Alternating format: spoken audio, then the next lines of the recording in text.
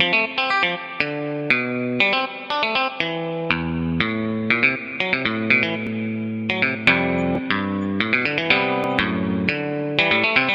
God Lovers, senang berjumpa kembali dalam program Raise in God Diaspora TV. Setelah melewati kesibukan sepanjang hari ini, mungkin ada situasi yang membuat jiwa Anda menjadi letih lesu dan berbeban berat, dan ini tentu saja akan mengganggu waktu istirahat Anda. Jangan menyerah, sebab Tuhan mengundang kita semua untuk mengalami kelegaan. Marilah kepadaku semua yang letih lesu dan berbeban berat, aku akan memberi kelegaan kepadamu. Mari kita datang kepada Dia, mari kita berdoa bersama. Bapa di surga, kami ucap syukur dalam hadirat-Mu kami akan mengalami kelegaan. Keadaan letih lesu, berbeban berat, masalah-masalah yang kami hadapi, itu akan Tuhan jamah sehingga tidak lagi menekan jiwa kami, tidak membuat kami menjadi stres, tidak membuat kami menjadi putus asa. Selalu ada harapan, kekuatan, kelegaan, sukacita akan kami alami. Oleh sebab itu Bapa, tidak ada hal yang lebih baik selain kami datang kepadamu dan menyerahkan segala hal dalam hidup kami kepadamu. Mari Bapa berkati kami semua dan kami buka hati kami untuk mendengarkan firman-Mu saat ini. Dalam nama Tuhan Yesus Kristus. Amin. Saudara-saudara, keluarga adalah bagian yang sangat penting sekali dalam kehidupan kita sebagai anak-anak Tuhan. Sebab Allah sendiri yang sudah merencanakan keluarga kita. Allah yang berinisiatif untuk memulai sebuah pernikahan dan keturunan. Oleh sebab itu Tuhan ingin supaya umat Tuhan, setiap orang tua memberi perhatian yang sungguh-sungguh supaya mendidik anak-anaknya di jalan Tuhan, supaya membawa anak-anaknya datang kepada Tuhan. Terkait dengan hal ini kita akan melihat satu bagian dari Alkitab yang mengingatkan kita supaya kita lebih serius untuk mewariskan perkara-perkara rohani bagi anak cucu, bagi generasi penerus kita secara rohani dan nilai-nilai kehidupan iman kita. Itu boleh mereka warisi.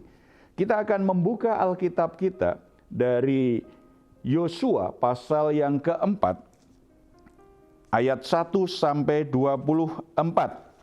Kalau kita membaca di ayat-ayat awal dulu, ya, kita akan baca Tuhan memberi perintah yang khusus ini kepada Yosua dan Yosua kemudian melakukannya.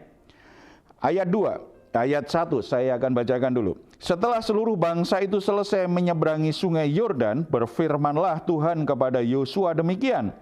Pilihlah dari bangsa itu 12 orang, seorang dari tiap-tiap suku, dan perintahkanlah kepada mereka demikian. Angkatlah 12 batu dari sini, dari tengah-tengah sungai Yordan ini. Dari tempat berjejak kaki para imam itu, bawalah semuanya itu ke seberang dan letakkanlah di tempat kamu akan bermalam nanti. Ada perintah yang mungkin saat itu tidak sepenuhnya dipahami. Kenapa Tuhan perintahkan? Supaya setiap suku mengangkat satu batu yang nanti harus dibawa ke tepi sungai. Dan ternyata Tuhan ingin supaya di situ didirikan mezbah sebagai peringatan, sebagai tanda pengingat. Dan itu dilakukan oleh Yosua. Ayat 4. Lalu Yosua memanggil ke-12 orang yang ditetapkannya dari orang Israel itu, seorang dari tiap-tiap suku. Dan Yosua berkata kepada mereka, menyeberanglah ke depan tabut Tuhan Allahmu ke tengah-tengah sungai Yordan dan angkatlah masing-masing sebuah batu ke atas bahumu menurut bilangan suku orang Israel, supaya ini menjadi tanda di tengah-tengah kamu. Jika anak-anakmu bertanya di kemudian hari, apakah artinya batu-batu ini bagi kamu? Berarti batu tadi dibawa oleh setiap suku, kemudian dikumpulkan Dan itu menjadi tanda pengingat kepada anak cucu mereka, pada keturunan mereka, pada generasi penerus mereka. Sebagai pengingat apa? Bukankah ini sebagai sebuah tindakan bagaimana mengajar anak-anak di kemudian hari? Sebagai tanda pengingat apa? Yang pertama, itu kita bisa baca. Ada dua hal setidaknya yang kita bisa pelajari. Kita baca ayat 24. Supaya semua bangsa di bumi tahu bahwa kuat tangan Tuhan dan supaya mereka selalu takut kepada Tuhan. Dua hal penting yang Tuhan ingin ajarkan kepada umat Israel supaya lewat batu-batu yang mereka bawa itu akhirnya keturunannya, generasi setelah mereka selalu mengingat. Bahkan ketika mereka bertanya, ini kenapa ada batu di sini? Maka para orang tua akan bisa menjelaskan dua hal penting. Tadi di situ katakan supaya apa? Yang pertama, betapa kuatnya Tuhan. Ini bicara berarti supaya generasi di kemudian hari itu mengenal siapa Tuhan itu. Tuhan yang mengasihi mereka. Tuhan yang punya kuasa tidak terbatas, yang membebaskan mereka dari perbudakan Mesir.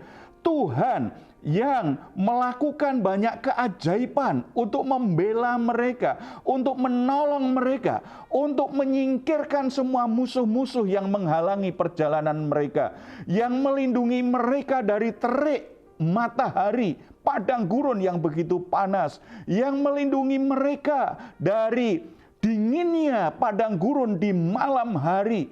Semua hal yang baik, semua hal yang dibutuhkan umat Israel supaya mereka bisa berhasil sampai tanah perjanjian itu sudah diberikan oleh Tuhan. Tuhan yang seperti inilah yang seharusnya dikenal oleh generasi setelah mereka. Saudara-saudara, ini tanggung jawab yang besar yang diberikan Tuhan kepada para pemimpin dan kepada para orang tua yang hidup beriman kepada Tuhan Yesus Kristus. Saudara-saudara semua memiliki tanggung jawab untuk mengajarkan, untuk mengingatkan tentang siapa Tuhan yang telah mengasihi, yang telah melindungi. Siapa Tuhan yang menciptakan alam semesta, awal segala sesuatu dan akhir segala sesuatu. Siapa Tuhan yang benar itu? Itu adalah bagian dari tanggung jawab para pemimpin yang Tuhan percayakan jabatan dan posisi itu. Itu adalah tanggung jawab dari para orang tua yang Tuhan percayakan dengan keturunan. Tanda pengingat itu Tuhan ingin ada supaya para orang tua dan para pemimpin punya semacam alat peraga yang mudah untuk mengingat karena itu ada nilai sejarahnya. Dan yang kedua, kita perhatikan lagi ayat 24 tadi. Dan supaya mereka selalu takut kepada Tuhan.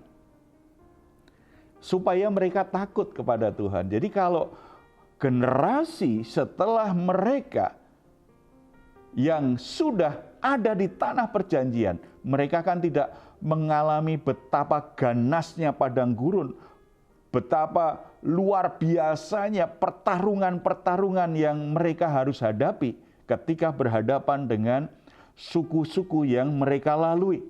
Tetapi kalau mereka mengingat kisah itu, cerita itu, kisah tentang pekerjaan Tuhan, kisah tentang pembelaan Tuhan, kisah tentang siapa Tuhan yang sudah memanggil mereka untuk masuk ke tanah perjanjian, maka di hati mereka akhirnya tidak hanya percaya, tetapi mereka takut akan Tuhan. Hati mereka sungguh-sungguh kagum, mengasihi dan menghormati Tuhan yang begitu mengasihi mereka. Saudara-saudara yang dikasihi oleh Tuhan, mungkin dalam konteks kita saat ini, Tuhan tidak minta kita untuk menumpuk batu-batu sebagai tanda pengingat. Tetapi Tuhan ingin supaya lewat semua berkat, lewat semua hal yang Tuhan sudah berikan kepada kita, ada yang menjadi tanda pengingat.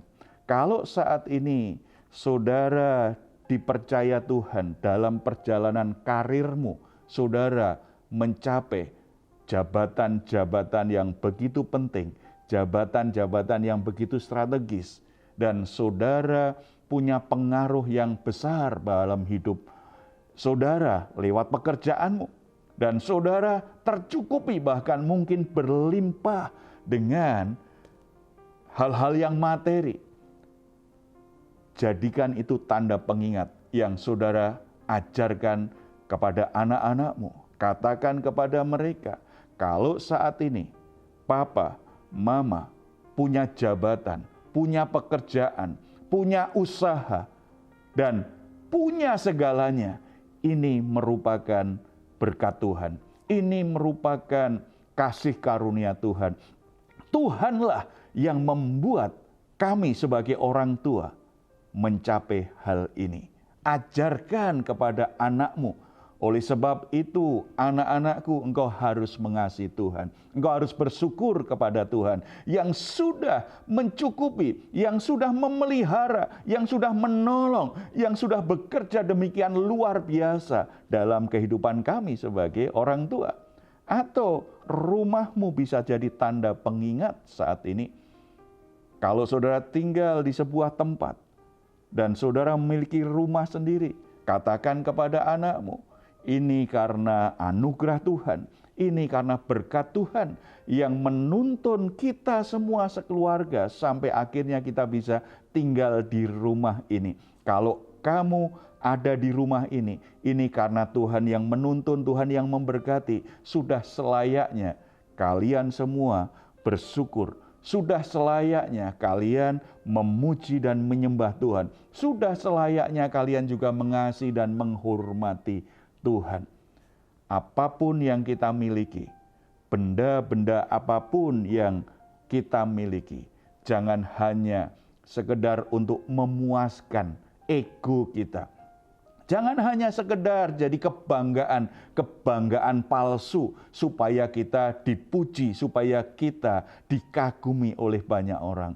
Tetapi melalui apa yang kita miliki, biarlah itu menjadi tanda pengingat bahwa Tuhan mengasihi kita, bahwa Tuhan memberkati kita, bahwa Tuhan sudah melakukan pekerjaan-pekerjaan yang ajaib dalam hidup kita. Oleh sebab itu, nilai iman seperti itu harus diajarkan kepada anak-anak kita, kepada generasi di bawah kita, supaya mereka juga punya komitmen seperti kita untuk takut akan Tuhan. Apapun yang mereka lakukan, mereka tetap mengasihi Tuhan. Apapun yang terjadi dalam hidup mereka, mereka tetap setia kepada Tuhan. Apapun yang mereka rencanakan, mereka tetap mengandalkan Tuhan. Semua hal itu Tuhan inginkan supaya tidak hanya berhenti kepada kita, tetapi kita mewariskan iman, kita mewariskan nilai-nilai hidup, kita mewariskan hal-hal yang baik, kita mewariskan pekerjaan Tuhan kepada generasi penerus. Anak-anak cucu kita, mereka mengikuti jejak kaki kita untuk melayani Tuhan, untuk berkomitmen, mendedikasikan hidupnya kepada Tuhan. Dengan demikian, keluarga saudara akan menjadi keluarga yang memuliakan nama Tuhan, menyenangkan hati Tuhan. Mari kita bersatu dalam doa. Bapa kami yang ada di dalam surga, kami bersyukur karena tidak ada yang kebetulan kalau saat ini kami punya hal-hal tertentu secara materi. Tidak kebetulan kalau kami punya jabatan. Tidak kebetulan kalau kami punya status tertentu. Tetapi biarlah semua hal yang kami miliki itu tidak membuat kami justru menjadi lupa akan Tuhan, tetapi itu menjadi tanda pengingat yang jelas betapa Tuhan mengasihi kami, betapa Tuhan membela kami, betapa Tuhan sudah melakukan perbuatan-perbuatan yang ajaib dalam hidup kami. Bersyukur untuk tempat tinggal, bersyukur untuk pekerjaan, bersyukur untuk keturunan, bersyukur untuk segala sesuatu yang Tuhan sudah berikan kepada setiap anak-anak-Mu. Biarlah di rumah mereka selalu mengingat perbuatan-perbuatan baik Tuhan, mengingat cinta kasih Tuhan, dan seisi keluarganya tetap takut akan Tuhan, mengasihi Tuhan, memuliakan Tuhan, dan melayani Tuhan. Nama-Mu dipuji melalui setiap rumah tangga anak-anak-Mu. Nama-Mu dikenal oleh banyak orang melalui kehidupan keluarga-keluarga anak-anak-Mu. Bahkan tidak hanya para orang tua yang setia dan mengasihi Tuhan, tetapi anak cucunya juga mengikuti jejak para orang tuanya. Berikan hikmat, berikan pengertian, berikan kesanggupan kepada setiap orang tua untuk mendidik anak-anaknya di jalan Tuhan, untuk mewariskan iman dan nilai-nilai iman mereka berdasarkan kebenaran kepada anak-anak cucunya. Nama-Mu dimuliakan turun-temurun, Nama-Mu dikenal turun-temurun. Engkau layak menerima segala kemuliaan-Mu Bapa, dalam nama Tuhan Yesus. Amin. Puji Tuhan, saudara-saudara, jika saat ini saudara dan keluarga mengalami pergumulan dan membutuhkan dukungan doa, di layar saudara ada nomor telepon yang bisa saudara hubungi. Tim doa kami akan mendoakan saudara. Tetap percaya, tetap beriman, Tuhan itu mengasihimu dan punya kuasa tak terbatas untuk menolongmu. Silahkan jika Anda ingin memberikan komentar di ruang komentar yang ada di channel Diaspora TV. Mari kita ucapkan bersama-sama Mazmur 4 ayat 8 sampai 9 sebagai deklarasi iman kita terhadap kebenaran firman Tuhan ini. Engkau telah memberikan sukacita kepadaku lebih banyak daripada mereka ketika mereka kelimpahan gandum dan anggur. Dengan tentram aku mau membaringkan diri lalu segera tidur. Sebab hanya Engkaulah ya Tuhan yang membiarkan aku diam dengan aman. Puji Tuhan. Selamat beristirahat dan nikmatilah rest in God. Malam hari ini Tuhan memberkati kita semuanya. Amin.